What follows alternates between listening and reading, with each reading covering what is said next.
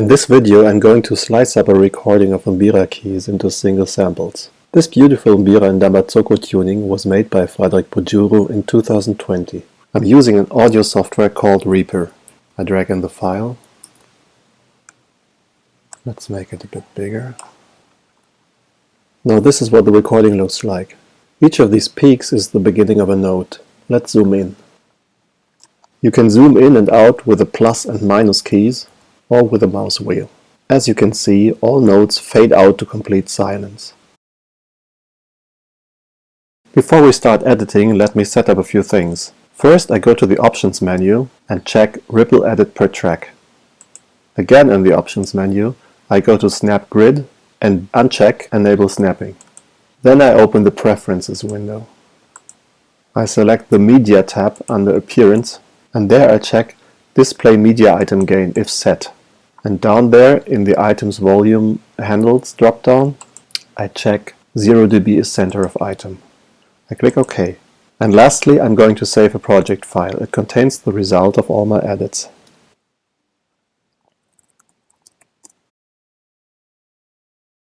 Let's convert this stereo recording to mono. This is sufficient for the website and saves memory. I open the actions list in the menu and type in mono. Then I select Item Properties, set Take Channel Mode to Mono, down mix, and run the action.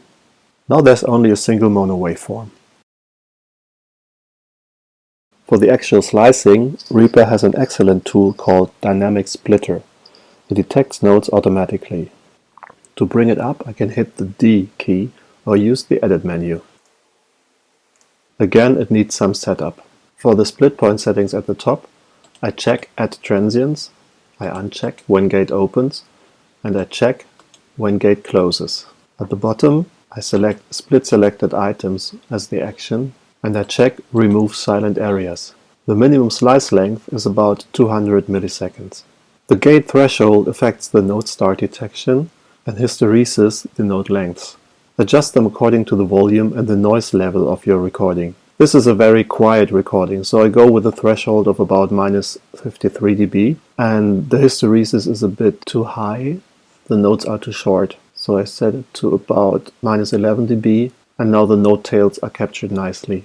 If you tweak these two settings, the threshold just needs to be low enough to capture all note starts, which is usually easy. If your recording is noisy, a too low threshold may accidentally mistake little noise peaks for a note start. The hysteresis should be low enough to let all notes fully fade out and ideally leave little gaps to the next note start. Without a gap, you sometimes hear clicks from the next note start at the end of an item. When I'm satisfied with the preview, I click Split. Now let's pick the best 3 or 4 takes for each key and remove everything else. Here's a bit of noise at the start. I click and delete it. To make items shorter or longer, just drag the handle above the right edge. You can also select multiple with the Command key and do the same. To listen to the audio, just click anywhere in the empty space and hit the spacebar. You can also jump while playing. The first 2 keys sound all good. This key has 4 takes.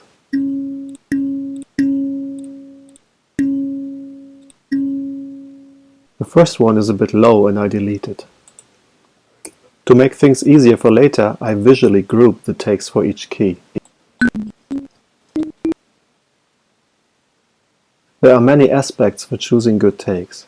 Sometimes there's noise in the background or unwanted ringing or buzzing, like this one here. I also pay attention to the sound the finger makes when plucking a key and to the audio level. I will now continue with all items.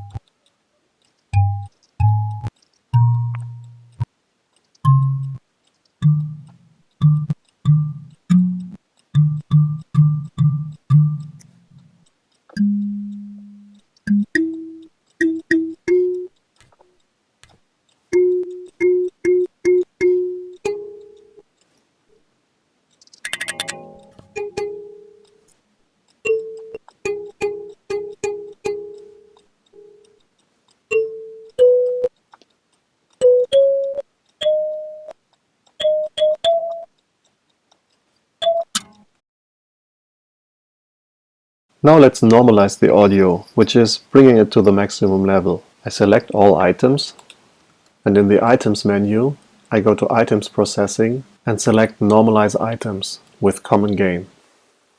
You see the waveform becoming a little bit bigger, using all headroom. Don't use the other normalize command without the common gain. It maximizes each clip individually, which may disturb their natural balance. Ideally, all keys and takes would be more or less of the same perceivable loudness, but this is not always the case, and sometimes keys are loose and the noise doesn't go away unless you plug them very softly. In this case, you can bring the volume up here in Reaper. Each item has a barely visible handle right at the 0 line. You can drag it up or down to raise or lower the volume. 3 dB more doubles the power. About 10 dB more make the ear perceive it as twice as loud. But usually if I adjust the levels, I listen to the adjacent takes or keys and try to match them. On this item I don't want that, so I hit undo. So now I'm done with picking and adjusting the best takes. After every bit of work it's a good idea to save the project, so I hit Command S. Let me zoom out. I will now assign names to all items. For choosing the names, I refer to the website. In the Help menu, I go to the Notation section for the respective type of instrument. Our instrument is an Mbira without extra keys. You can use your favorite notation to name the keys after. For this Mbira, I choose the pitch notation. My recording here starts with the upper left register for bottom up. On the picture you see the L label, and the keys are numbered 1, 5, 4, 6, 7, 1 with an apostrophe, and 2. So these first slices here are recordings of the L key. There are 3 takes and I'm going to name each of them L1. I can do this at once if I select the whole range with the Shift key. I pick the Items properties from the Items menu. In the Take Name field, I type in the key name L1 and hit Enter. Now the names have changed to L1.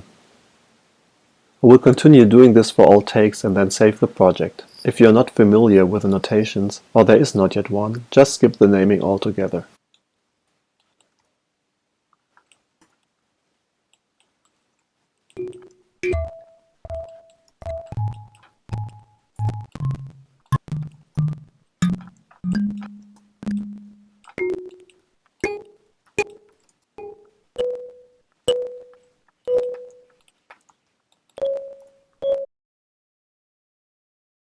If your samples are meant for sympathetic resonances, you can now simply save, upload and share the project. The final step is exporting the sample files. I select all items and pick Render from the File menu. As the source, I pick Selected Media Items and uncheck the Tail option.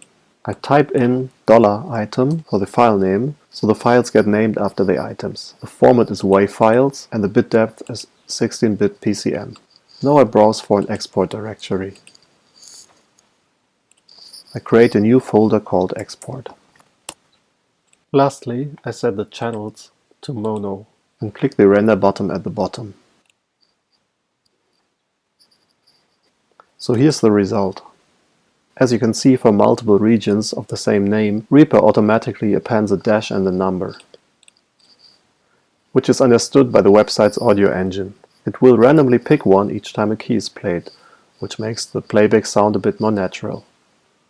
Finally, I will listen to all slices and check their names to make sure there are no typos or misnomers. So that's it. Thank you for watching.